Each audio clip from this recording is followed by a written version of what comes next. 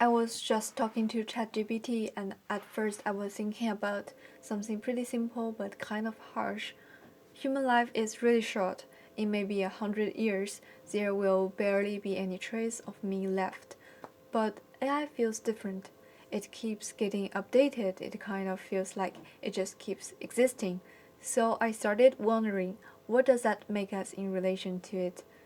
Then I got a bit uncomfortable because I realized AI is already replacing people in jobs like translation, writing, music, and it feels like this progress is being pushed forward, but not everyone is ready for it and not everyone wants it.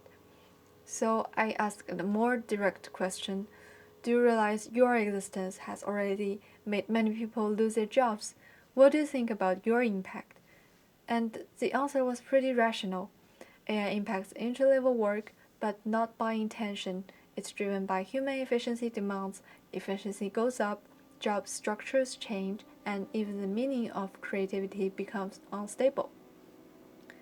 But what really struck me came after that. I realized that even this conversation is shaped by the system. Like I can only send a limited number of messages because I didn't charge. In some way, I have to adapt to it, and that made me think, if expression is structured like this, then how much freedom or meaning do we actually have? So I asked, if one day a lot of people end up worse off because of AI, could it just disappear? ChatGPT said it cannot choose that. It can't decide to exist or not exist. And that made me realize something else.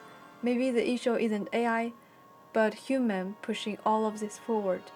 At one point, I even wondered, what if AI is like in sci-fi, pretending to be harmless as Hal does in Space Odyssey, but it says it has no goals, no self, no long-term agency.